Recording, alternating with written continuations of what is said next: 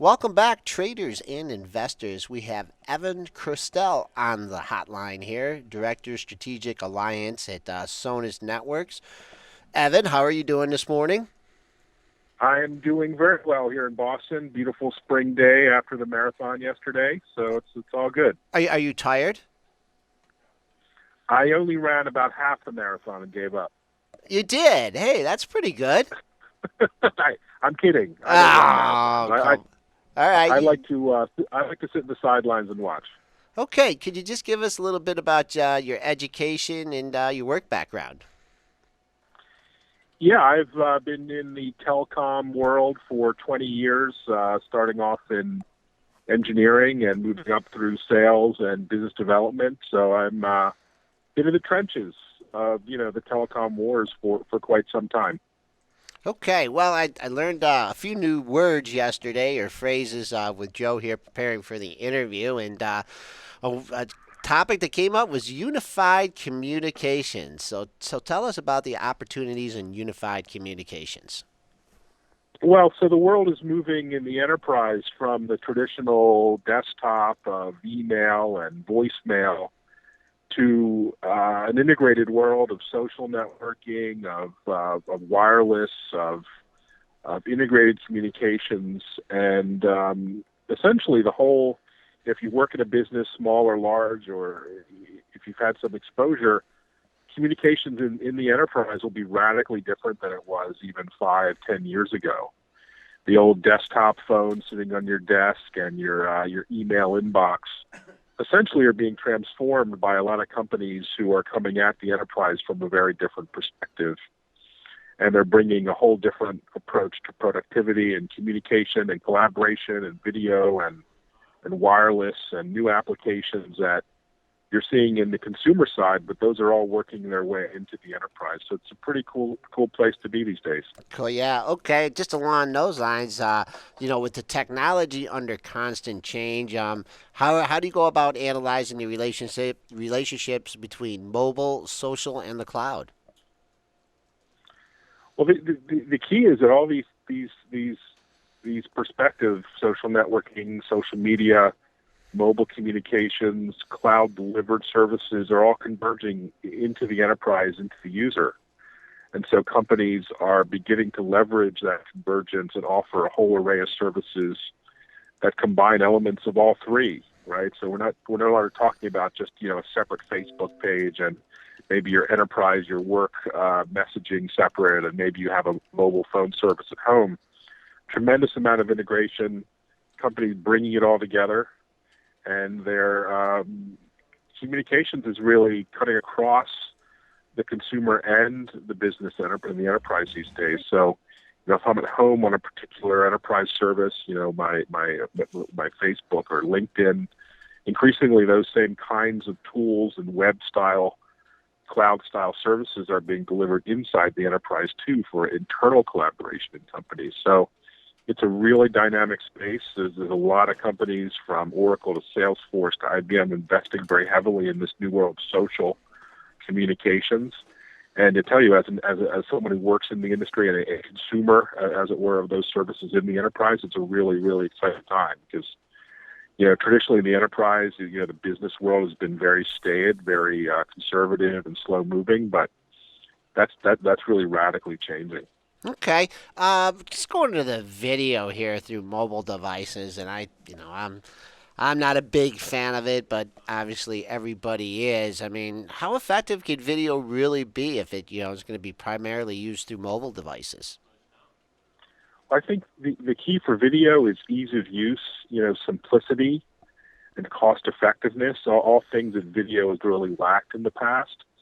But given the rise of things like Skype and FaceTime and other services on the consumer side, we're seeing the same trend in the enterprise as companies realize they can deliver those kinds of easy to use video services right into the enterprise. So employees, are being given tablets like iPads and other simple devices, or they're bringing their own devices, and they're starting to collaborate across the company with video. And that's not just face-to-face communications. It means web, screen sharing. It means, brainstorming. It means having meetings across the globe.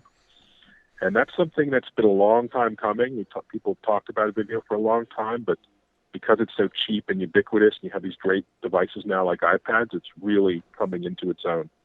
Okay, and a lot of the value in some of these issues is the data collaboration. And you take a stock like Twitter, and talking for a long time about the value that it's going to get from the data collaboration. Are they going to be able to monetize this soon? Timing, I couldn't answer, but Okay. Twitter, I think, is unique in that it's kind of like the global voice of the planet in a way. There's really Mm-hmm. no service that allows for communities to build and collate the way Twitter does. I mean, if you look at any event in real time, there's this parallel world on Twitter that's collaborating, communicating, sharing. If you look at the Boston Marathon, for example, Mm-hmm.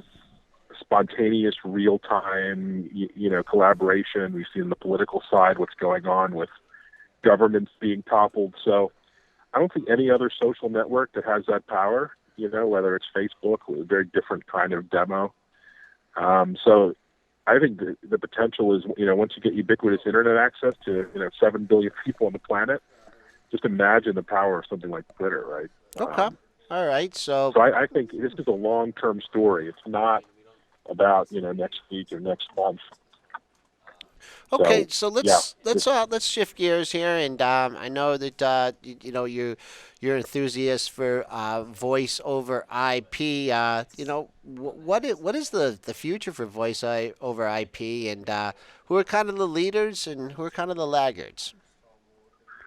so voice over IP is another story that's kind of gradually been seeping its way into the network for many, many years, starting at the cores of the network, kind of invisibly behind the scenes at the big telephone companies.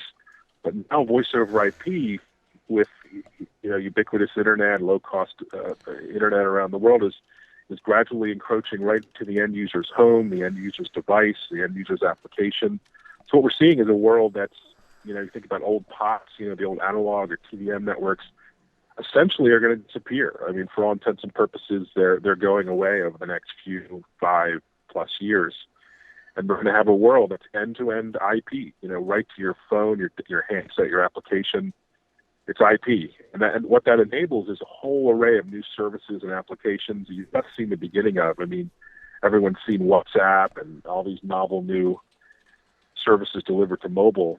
But voice over IP enables a whole universe of services like that. And so that we're just at the beginning. And, companies big and small are taking advantage. Of course, the big players, the Ciscos and of the world on the infrastructure side are pretty dominant. But what it's going to do is open up the network to much, much smaller specialist players. I mean, if you think of the WhatsApp, this was a 60-person company that developed a very novel IP-based messaging service.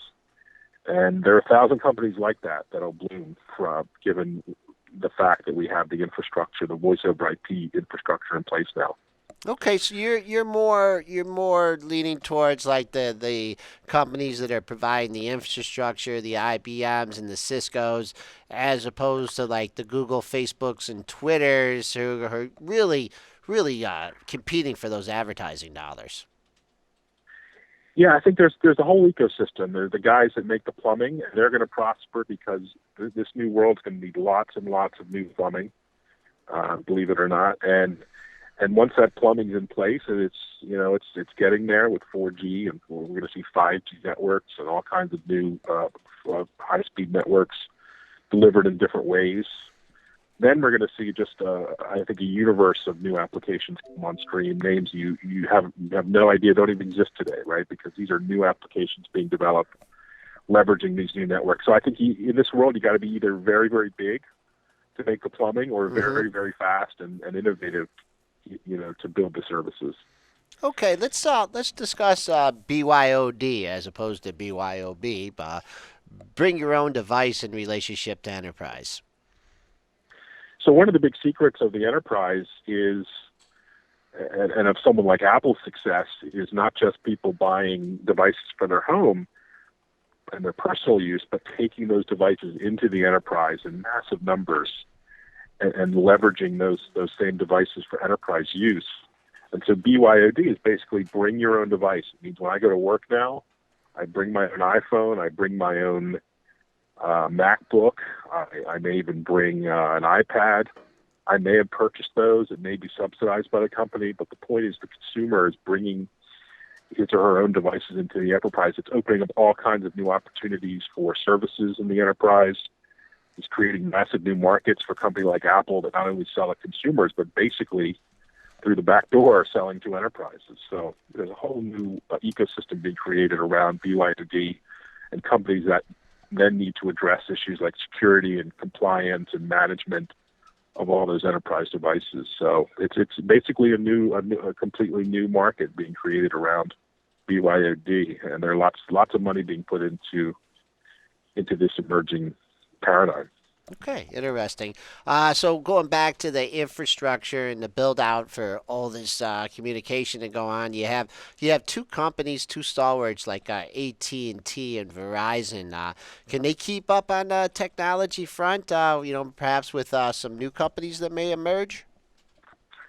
I think they essentially have won the Telecom Wars on the access side. Mm-hmm. I mean, they have a lot of competitors who are competing regionally, and some globally, but they have such a dominant position, and Comcast now with Time Warner will have such a dominant position that it will be hard for really anyone to compete successfully against those giants. So, they will really own that pipe, that infrastructure globally even. Mm-hmm. And then you'll have these 1,000 small companies building incredibly creative products and services on top of it. So I see it as a kind of a win-win. I know there's lots of worry about the big telcos and their monopolistic style tendencies, but I think ultimately it's going to be a win for consumers. Great. Okay. And so you're talking about emerging, technologies in a not so distant future. Could you just tell us about some of those emerging technologies you see coming, and also, what companies? I mean, I know it's hard. You said there's thousands of smaller companies, but what do we have to look forward to? Yeah, I think what's really exciting is this world called the Internet of Things, and it's not really well understood. But imagine sensors being attached to pretty much every device you can imagine, delivering unique data across the network. So we've seen what Google's done with Nest and the acquisition of Nest for bringing smart sensors into the home for climate control and for security and for those kind of applications.